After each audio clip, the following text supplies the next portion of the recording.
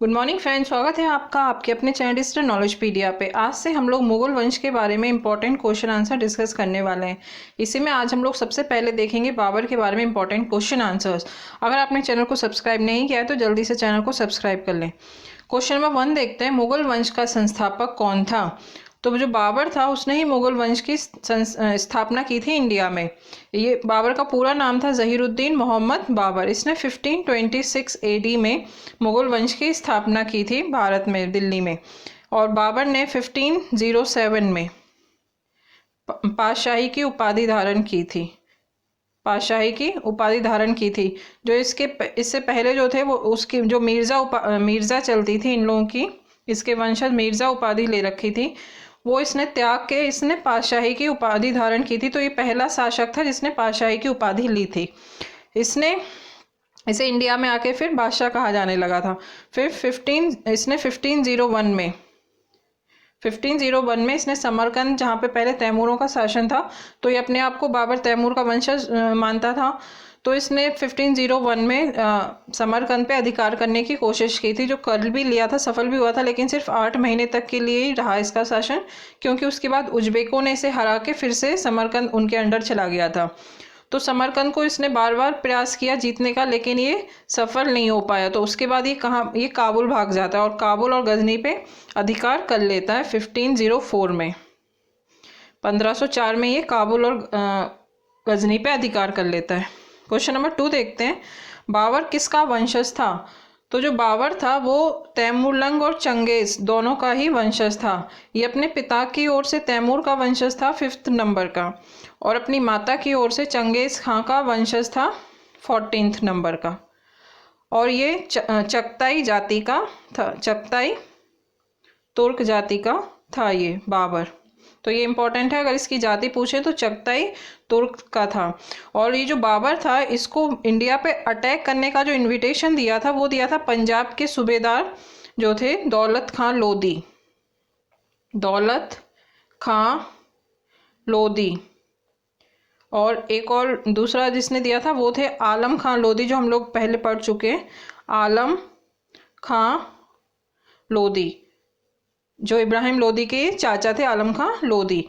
तो इन दोनों ने इनवाइट किया था बाबर को कि इंडिया पे अटैक करो, आपको हम सैनिक सहायता देंगे। और साथ में कई जगह मिलता है कि जो मेवाड़ के राजा थे राणा सांगा, उन्होंने भी बाबर को इनविटेशन दिया था।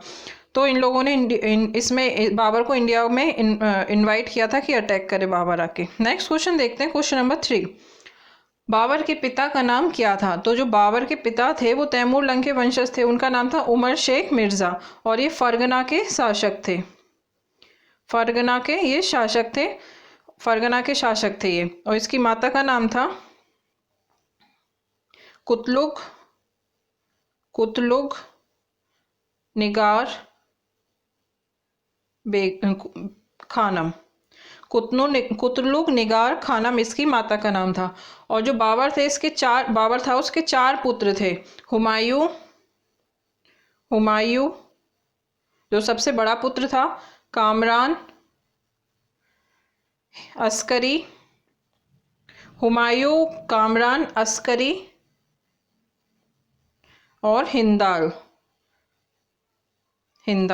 तो इसके 4 पुत्र थे, ठीक है। नेक्स्ट क्वेश्चन देखते हैं, क्वेश्चन नंबर 3, बाबर फरगना की गद्दी पर कब बैठा था?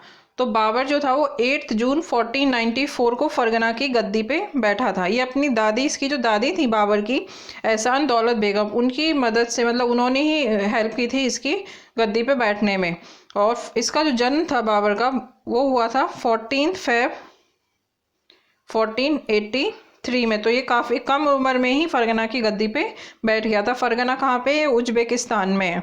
और जो ये बाबर था वो तुर्क और सुन्नी मुस्लिम था, ठीक है, इंपॉर्टेंट है, ये तुर्क और सुन्नी मुस्लिम था। तो बाबर ने क्या किया था इंडिया पे? इसने 5 बार अटैक किया था, 5 आक्रमण किए थे इंडिया पे। ये इंपॉर्टेंट है कि बाबर ने कितने आक्रमण किए थे इंडिया के ऊपर? 5 आक्रमण किए थे। और जो फर्स्ट आक्रमण हुआ था इंडिया पे इसका, वो हुआ था 1519 में। ये हुआ था यूसुफ जाति के अगेंस्ट हुआ था। इसमें इसने बाजौर और भीरा जो किले थे वहाँ के, उसने इस पर अधिकार कर लिया था। उसके बाद जो सेकंड अटैक था सेकंड इसने जो अटैक किया था वो किया था 1519 में। 1519 में पेशावर को इसने अपने अंडर में ले लिया था, जीत लिया था।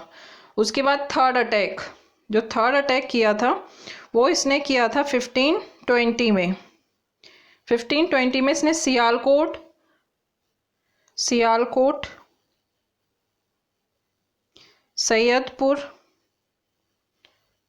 सैयदपुर और जो बाजरा और भीरा के जो किले इसने पहले जीते थे, इसने फिर से उन्हें जीत लिया था। तो ये इसका 1520 का अटैक था। फिर उसने फोर्थ अटैक जो किया था वो फिर से इसने 1520 में ही किया था, और वो किया था इसने जो वहाँ के एक राजा थे दौलत खां लोधी, तो वो थे उस टाइम लाहौर। इसने लाहौर, दीपालपुर और सुल्तानपुर जीत के वहाँ के जो राजा थे दौलत खां लोधी, वो बुरी तरीके से इससे हार गए थे। और इसका जो लास्ट अटैक था, फिफ्थ अटैक, इसमें इसने पूरे पंजाब को जीत लिया था। पूरे इसने पंजाब को जीत लिया था, और जो दौलत खां लोधी था वहाँ का राजा, वो उसको बंदी बना लिया था।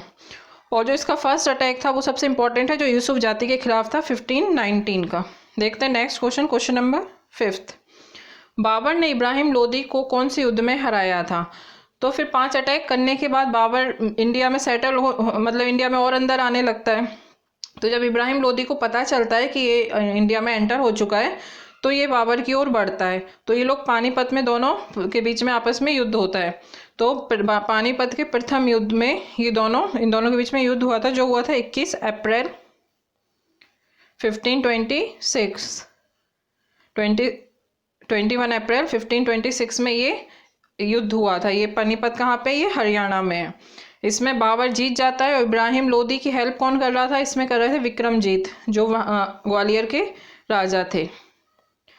तो विक्रमजीत और इब्राहिम लोदी दोनों मारे जाते हैं, और बाबर के साथ हुमायूं भी युद्ध में था, उसका बेटा हुमायूं।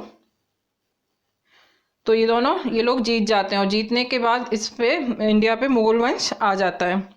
और इसके बाद क्या हुआ था, जो हुमायूं होता है, हुमायूं वो जो विक्रमजीत होते हैं ग्वालियर के राजा, उनसे, उनके फैमिली से जो कोहिनूर हीरा होता है वो हासिल कर लेता है, कोहिनूर हीरा ले लेता है।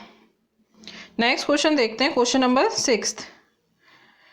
पानीपत के प्रथम युद्ध में बाबर ने कौन सी नीति अपनाई थी? तो जो पानीपत का फर्स्ट युद्ध हुआ था, इसमें इसने तुलगमा युद्ध नीति अपनाई थी। तुलगमा युद्ध नीति अपनाई थी। इसमें क्या होता था, जैसे दो सेनाएं खड़ी हैं, तो इसमें इसने दोनों साइड से अटैक किया था अपोजिशन वाली सेना को, दोनों तरफ से, लेफ्ट और राइट दोनों साइड से इसने अटैक किया था।